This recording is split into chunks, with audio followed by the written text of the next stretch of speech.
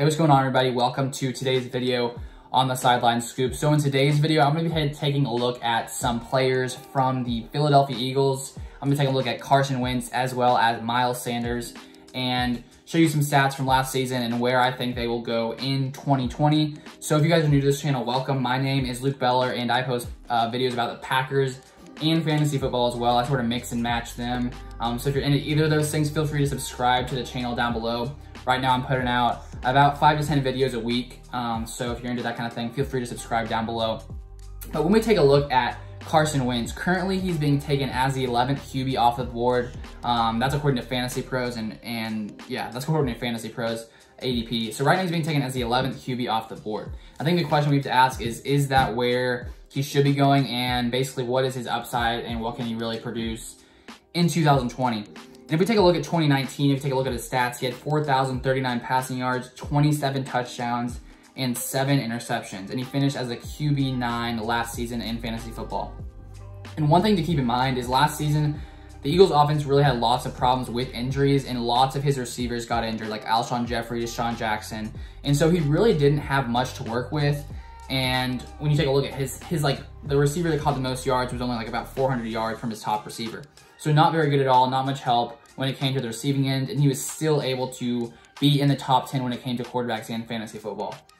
And so just sort of looking at that and looking at basically how this Philadelphia Eagles offense looked coming into 2020, I think there's lots of reasons to think that Carson Wentz could really outperform where he's being drafted right now. Because they drafted some wide receiver talent, Jalen Reagor, John Hightower, and they also have Alshon Jeffrey and Deshaun Jackson, both coming back from injury. And even though these guys might be a little bit older, I still think they have value in that they will basically elevate his play in 2020 when we take a look at sort of just how he did in 2019. I really think that there's lots of reason to believe he'll do better in 2020 with everything that's going to be around him, with all the different weapons that are back, and basically, yeah, just basically all the different weapons that he has on his team. And then he also has, of course, a great tight end duo in Zach Ertz and Dallas Goedert. So when we take a look at basically how Carson Wentz has done in previous seasons before 2019, just to really see what his potential is, because I still think that there's lots of, basically, a lot more for him to do in his season. I think he's still a young guy. He still has lots of potential and really still can be one of the top quarterbacks in the NFL. And so when we take a look in 2018, before he got injured, he was like the first or second quarterback in fantasy football before he got injured. And just looking at that in 2018, which is only 2 seasons ago, I think that he still has that kind of potential. I still think that he can be a top 3, top 4 quarterback when it comes to just looking at all the quarterbacks just across the entire league. And in 2017, he finished as an 8th quarterback despite missing 3 games. And so in the past 3 years, he's had 2 top 8 finishes. So that sort of shows his consistency and his ability. When he is on the field, he really does do well and perform at a high level as one of the top 10 quarterbacks in the NFL. So with where he's going right now as the 11th QB, I think that's a solid place, you know, basically to get some value from him, because he will likely be a top 10 quarterback as long as he doesn't get hurt, and he still has the upside to be top 3, top 5 quarterback. And so he's the kind of guy that I'd like to target in later rounds. He's been picked as like 91st off the board, so that's what, like, if you have a 10-team league, that's like the 9th round, 12th team, maybe like 8th round, something like that. So he's the kind of guy I'd like to target, just because I don't really like picking quarterbacks early, because it's like there's so many of them. Why pick a quarterback when you can get a running back early? You know what I mean? But that's basically my thoughts on Carson Wentz. And then here's a guy that lots of people have been hyping up and really love coming into the 2020 season, and there's lots of reason to love him, and that is Miles Sanders. Miles Sanders last year in his rookie season, he didn't start off super great, and that was partly because Jordan Howard was on the team, and now he's no longer on the team. But 2019 starting off as a rookie, he was behind Jordan Howard. And in his first 9 games, he didn't play more than 55.7% of snaps, Miles Sanders, that is. And so in his first 9 weeks, he had 76 attempts, 336 rushing yards, 1 TD, and then 22 receptions and 305 yards.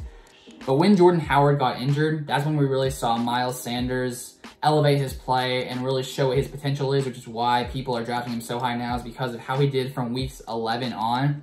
So we take a look at those stats. He played in 71% of those plays as opposed to 55% earlier in the season. He had 103 rushing attempts, 482 yards rushing, 2 TDs, 28 receptions, 204 receiving yards, and 2 touchdowns. And so in those final 7 weeks with Jordan Howard gone, Miles Sanders finished as the 8th running back, and that is about where he's going right now when it comes to ADP.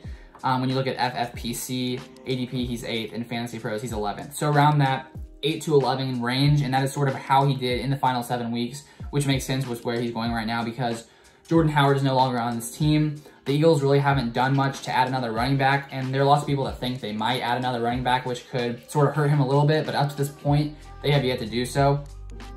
And so I think there is lots of upside when it comes to Miles Sanders. I really do think this Eagles offense can do very well when it comes to Carson Wentz and Miles Sanders and just all the other weapons that they have on this team. I think 2020 will be a very good year for them.